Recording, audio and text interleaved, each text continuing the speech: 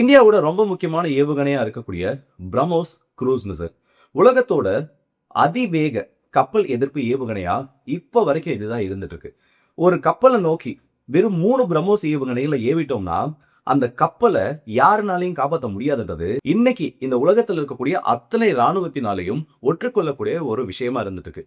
ஆனா சமீபத்துல ஊடகங்கள்ல வந்திருக்கக்கூடிய சில செய்திகள் எடுத்து பார்க்கிறப்போ பிரம்மோஸ் மிசைல் ப்ரொடக்ஷன்ல இந்தியா மிகப்பெரிய ஒரு லூப் ஹோலை விட்டு வச்சிருக்காங்க.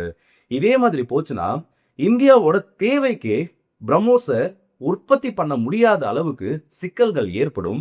இது மிகப்பெரிய ஒரு அலார்மை கிரியேட் பண்ணிருக்குன்னு ஒரு ரிப்போர்ட் வெளியில வந்திருக்கு. என்னடா பிரம்மோஸை பத்தி அவ்வளோ பெருசா எல்லாம் நினைச்சிட்டு இருக்கோம், திடீர்னு பார்த்தா இப்படி ஒரு விஷயத்த வந்து சொல்றேன்னு சொல்லி நிறைய பேருக்கு ஒரு சந்தேகம் மனது வந்துருக்கலாம். ஆக்சுவலா இந்த செய்தியை ஃபர்ஸ்ட் கேட்கிறப்போ எனக்கும் அப்படிதான் இருந்துச்சு. ஸோ இதுக்கு பின்னாடி இருக்கக்கூடிய உண்மைத்தன்மை என்ன, உண்மையிலே பிரம்மோஸ் மிசைல் ப்ரொடக்ஷன் மற்றும் பிரம்மோஸ் என்ஜி இன்னும் ப்ராஜெக்டே ஆரம்பிக்கணும்னு ஒரு குற்றச்சாட்டு வந்திருக்கு.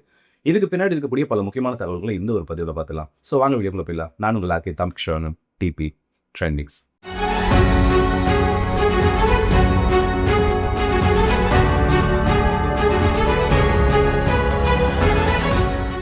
இந்தியாவோட ஒரு முக்கியமான செய்தி ஊடகமா இருக்கக்கூடிய என்பிடி ஆன்லைன், இது வந்து டைம்ஸ் ஆஃப் இந்தியாவோட ஒரு அந்த நிறுவனத்தோட ஒரு கிளை நிறுவனம்னு சொல்லலாம். செய்திகளை வெளியிடக்கூடிய ஒரு நிறுவனம்.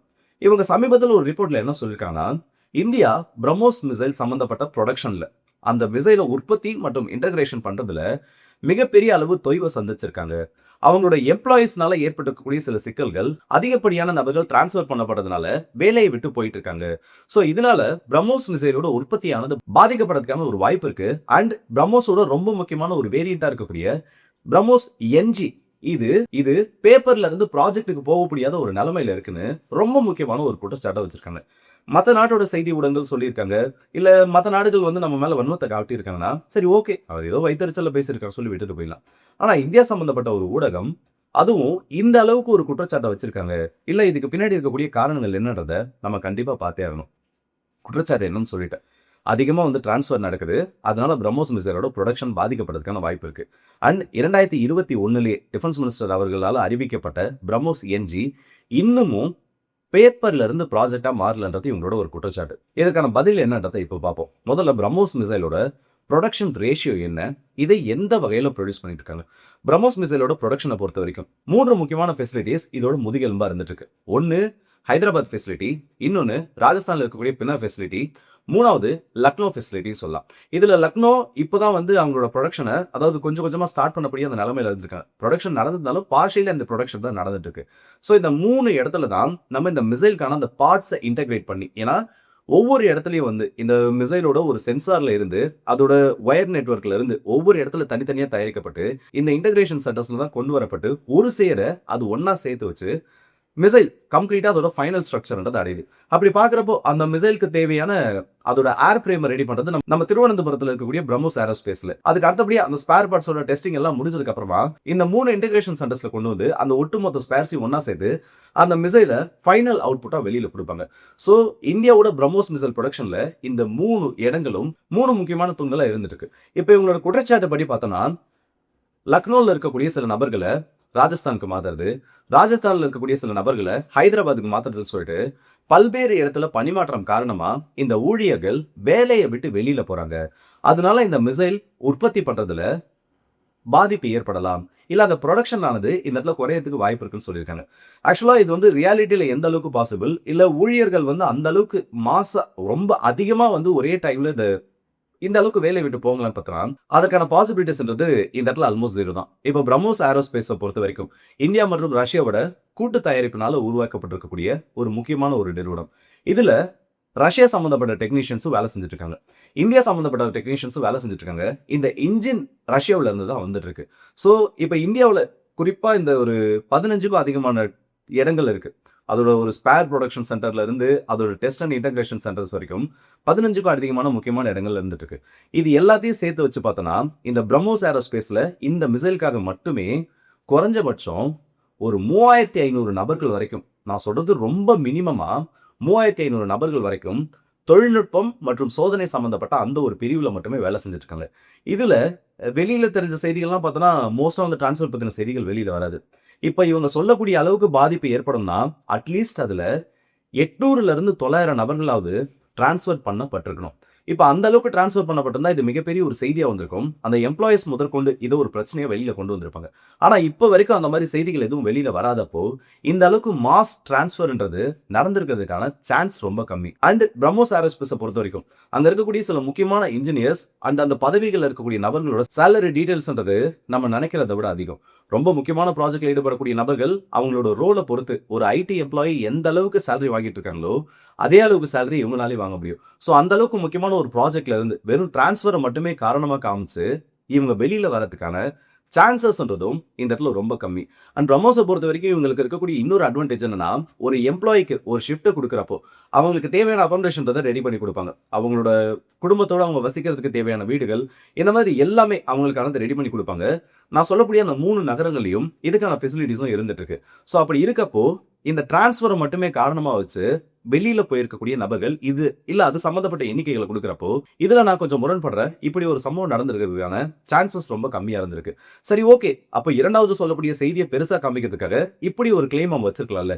ஏன்னா இதுக்கு சப்போர்ட்டிங் எவிடன்ஸ்ன்றது ஜஸ்ட் வந்து ரொம்ப க்ளோஸா இருக்கக்கூடிய ஒரு சோர்ஸ் மூலியமா வந்திருக்கிறதா சொல்லியிருக்காங்க.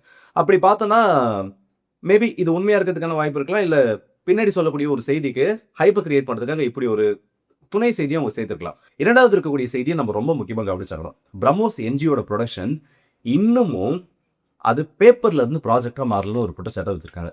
முதல்ல பிரம்மோஸ் என்ஜின்னா என்ன? இப்ப இருக்கக்கூடிய பிரம்மோஸ் மிசைல் 3 டன்னுக்கும் அதிகமான வெயிட் வரக்கூடியது.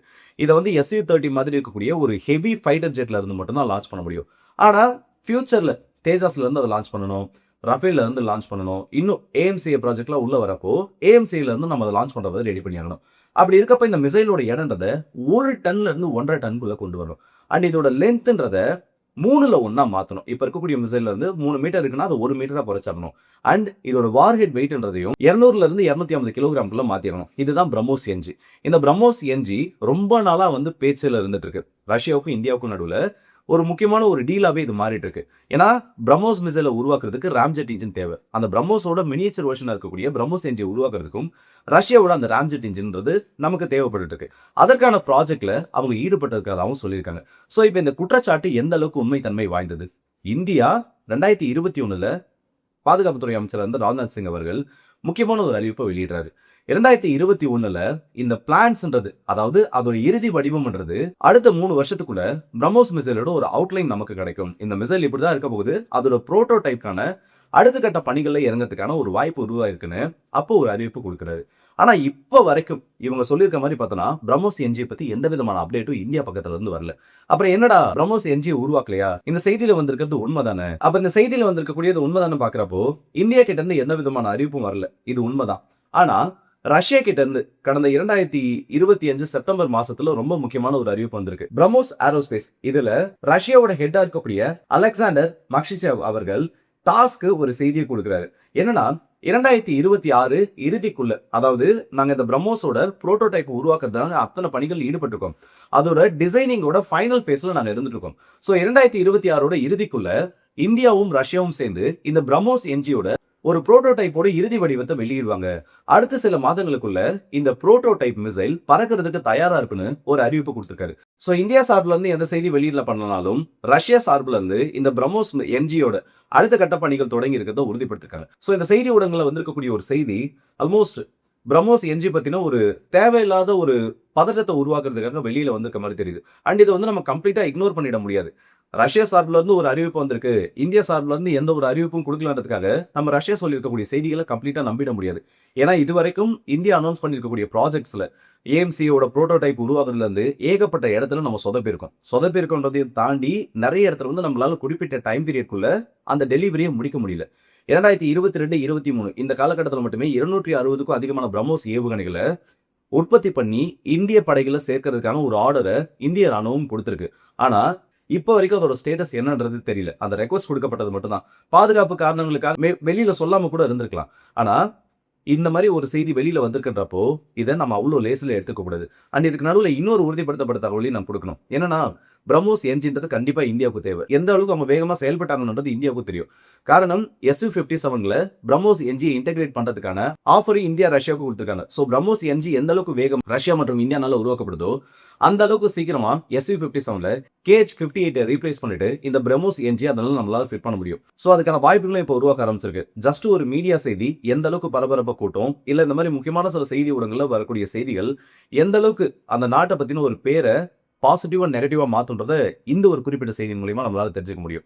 சோ இதை வீடியோ பத்தின உங்களோட கருத்துக்களை மறக்காம கமெண்ட் செக்ஷன் சொல்லுங்க. குறிப்பா சொல்லணும்னா இந்தியா சார்பில் இருந்து இப்போ வரைக்கும் அப்டேட் எதுவும் வரல. ஆனால் ரஷ்யா சார்பில் வந்திருக்கின்றப்போ இந்த பிரம்மோஸ் என்ஜியோட ப்ரொடக்ஷனில் அடுத்த கட்டம் நடந்துட்டு இருக்கு, இல்லை அடுத்த கட்டத்தை நோக்கி நடந்துட்டு இருக்குன்னு தெரியுது. எல்லாத்தையுமே வந்து பப்ளிக்காக ஒரு நாடு அனௌன்ஸ் பண்ண மாட்டாங்க, குறிப்பாக அவங்களோட மிசைல்ஸை பற்றி. ஏன்னா அந்த அளவுக்கு அதோட சீக்ரெசின்றது இருக்கணும். அதை ஒரு டைமில் அனௌன்ஸ் பண்ணுறாங்கன்னா ஒன்று இண்டக்ஷனுக்கு முன்னாடி இருக்கும், இல்லை ஆல்மோஸ்ட் அதை வந்து முடிச்சுட்டா தான் அனௌன்ஸ் பண்ணுவாங்க. அப்படி இருக்கப்போ செய்தி ஊடகங்களில் வரக்கூடிய செய்திகளை எதை நம்ம நம்பணும் இல்லை நம்பக்கூடாதுன்றது அந்த செய்தியோட உண்மைத்தன்மையை சோதிச்சு பார்க்குறப்ப தெரியும். அதே நேரத்தில் செய்தி ஊடகங்களில் வரக்கூடிய அத்தனை செய்திகளும் நம்மளால ஓரம் தள்ளிடவும் முடியாது. ஏன்னா 2022 கொடுக்கப்பட்ட ஆர்டருக்கே இந்தியா கிட்ட இருந்து இப்போ வரைக்கும் அப்டேட்ன்றது கிடைக்கல. ஸோ இதை பற்றி உங்களோட கருத்துக்கள் என்றதை மறக்காம கமெண்ட் செக்ஷன் சொல்லுங்க. அடுத்த வீடியோஸ் இப்போ மாதிரி உங்கள் எல்லாருக்கும்